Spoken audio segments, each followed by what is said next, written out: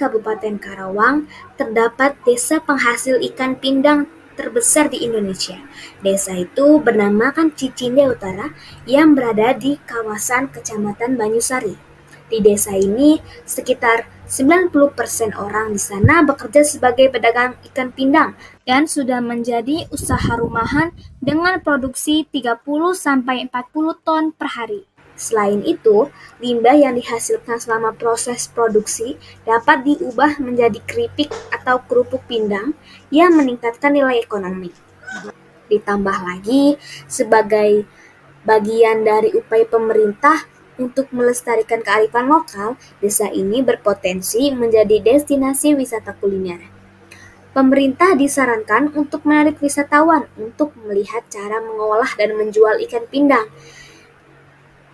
Ikan pindang sendiri merupakan hasil olahan ikan dengan cara kombinasi perebusan atau pemasakan dan penggaraman. Produk yang dihasilkan merupakan produk awetan ikan dengan kadar garam rendah.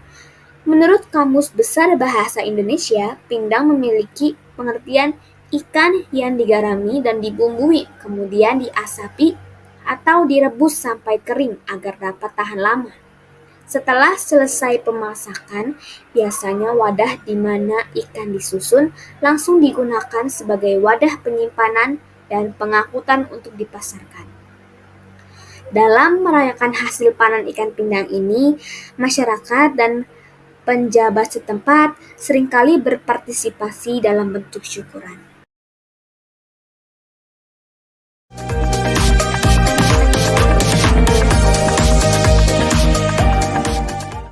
Nah, setelah mengetahui informasi tentang Kampung Pindang, kita akan berbincang dengan salah satu narasumber. Assalamualaikum warahmatullahi wabarakatuh. Saya Divana Putri Ramadhani dari kelas 1D dari Universitas Singapura Bangsa Karawang.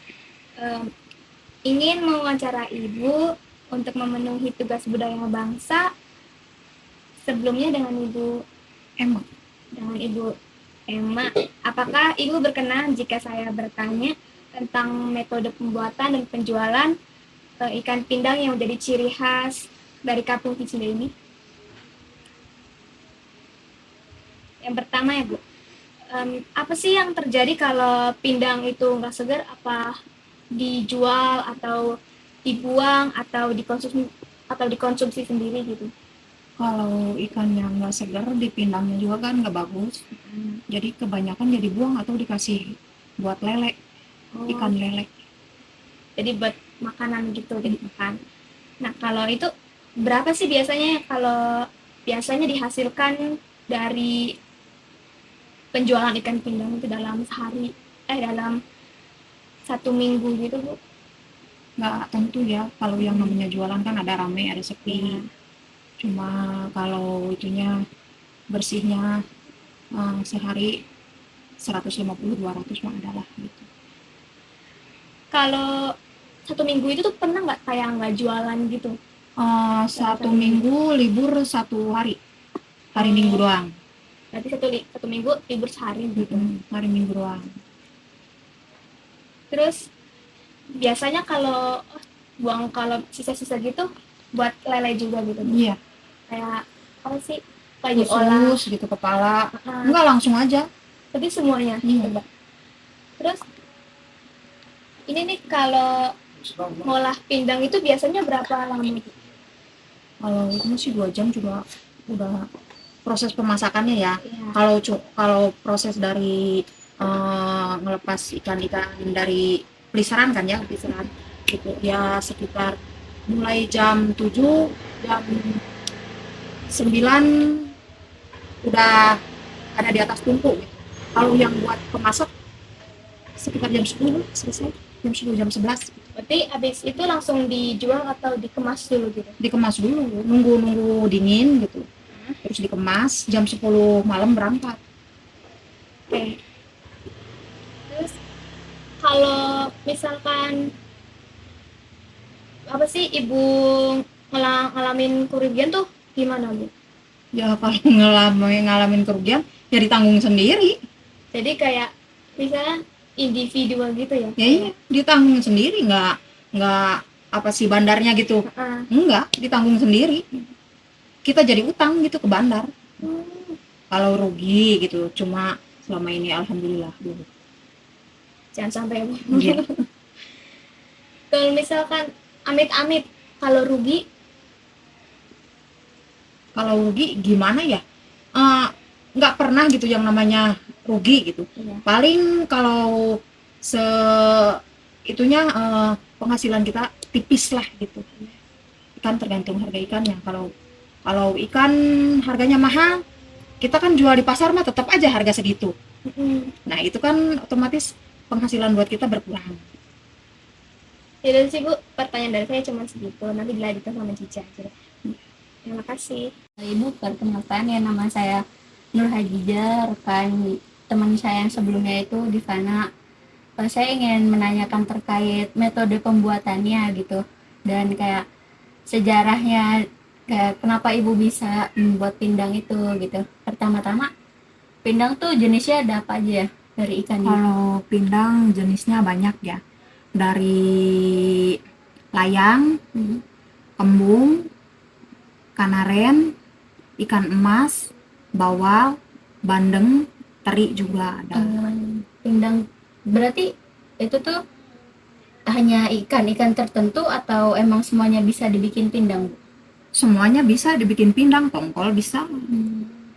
Bukan hanya kayak jenis ikan tawar atau asin Ikan gitu? tawar bisa, ikan emas. Ikan mas bisa? Iya, ikan mujair bisa, ikan bawal bisa, ikan-ikan empang bisa. Terus pindang itu cuman tentang ikan doang atau ada kayak ayamnya gitu, Bu? Nggak ada, Oh, cuman ikan. ikan. Ya. Di Cicinde ini sendiri tuh ada berapa jenis ya? Jenis pindangnya itu, Bu? Kalau di sini ya hampir semua sih, hampir semua yang disebutkan tadi ada. Tergantung, kalau ibu kan bawanya cuma layang sama bandeng. Kalau ada ibu bawanya layang sama tongkol gitu. Kalau yang lain ya banyak. Untuk metodenya sendiri tuh tergantung ikannya atau semuanya sama rata pembuatannya? Kalau pembuatannya ya beda. Kalau layang, tongkol, kembung, kanaren itu sama ya, nggak pakai kunyit. Kalau bandeng sama bawal ada yang pakai kunyit, ada yang enggak. Boleh nggak sih Bu bagi sedikit gitu resepnya? Yang penting cara pemasakannya yang tanak gitu. Iya, kalau kurang mateng bau, cepet basi. Ternyata ada metodenya sendiri ya Bu Iya. ya buat menghasilkan itu. Iya. Jadi kalau metode dari salah satunya gagal, itu bakalan ngulang. Kalau ya jadi pelajaran aja lah gitu. Kemarin kenapa gagal gitu. Kalau dibilang bikin pindang gagal itu rata-rata sih dari cara pengentepan ikan terlalu rapat atau apinya kurang. Ini usaha dari turun temurun atau gimana? Ya, usaha turun temurun dari ibunya, emaknya Risma terus ke ibu. Terima kasih ya Bu ya, Ya. sudah mau menerima kami. Bila ada salah kata, mohon maaf sebesar-besarnya ya Bu ya.